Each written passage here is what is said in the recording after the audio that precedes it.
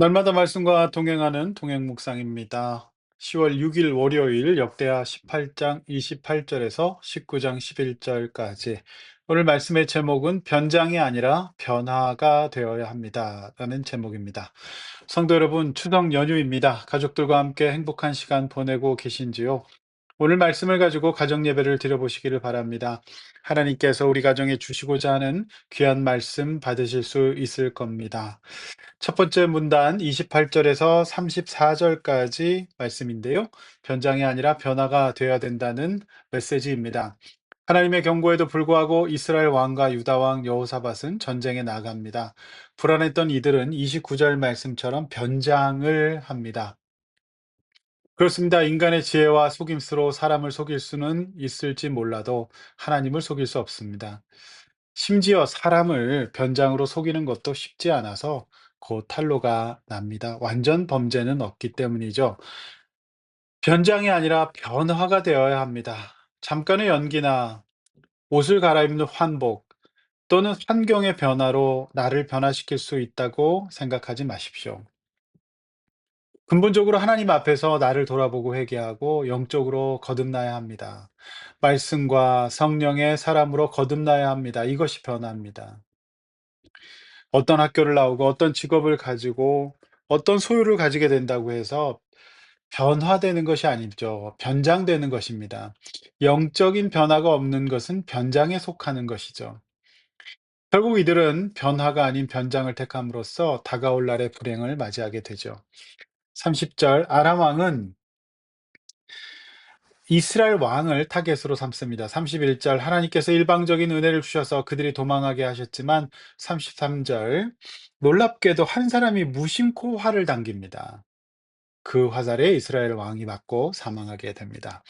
하나님의 자비하심에는 공의의 측면도 있습니다. 언제나 자비만 의존하고 공의로우신 하나님을 잊어버리는 성도가 되지 마십시오. 우리 인생에 우연이란 없습니다.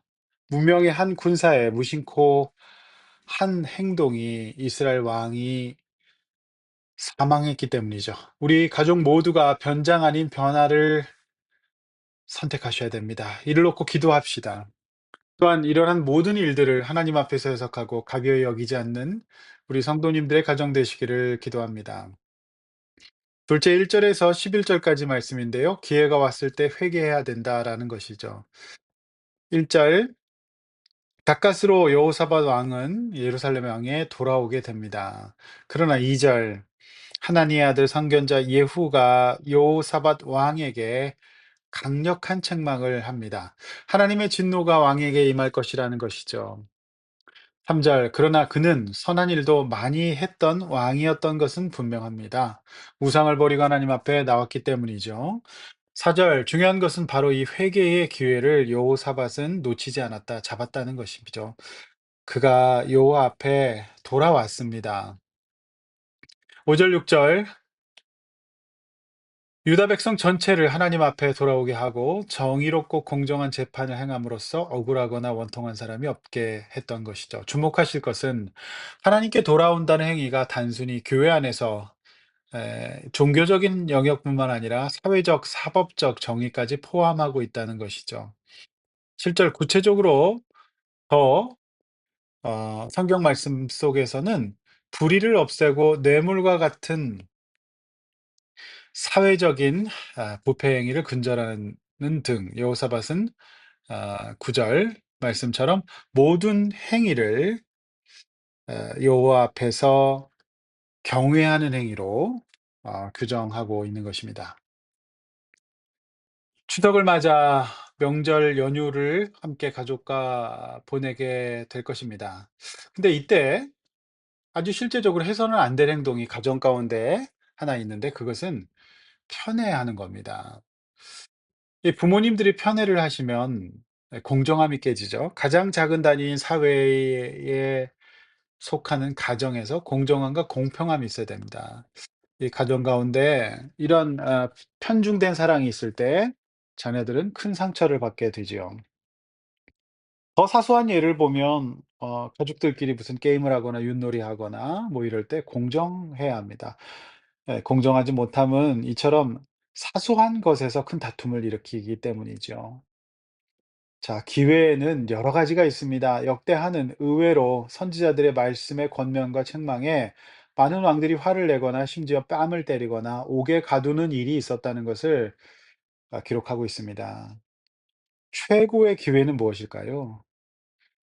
최고의 기회는 말씀이 나에게 들어올 때입니다. 그리고 그 말씀이 나의 삶을 지적하고 찔를 때입니다. 그걸 회개의 기회로 삼으셔야 됩니다.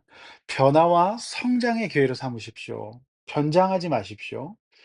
따라서 실수보다 더 큰 죄는 회개하지 않는 겁니다. 회개의 기회를 놓치는 겁니다. 온 가족이 함께 가정 예배를 드리시면서 우리 가정에 있는 연약함들 회개합시다. 이것이야말로 하나님이 가장 우리 가정에 원하시는 하나님의 뜻일 것입니다. 기도하겠습니다.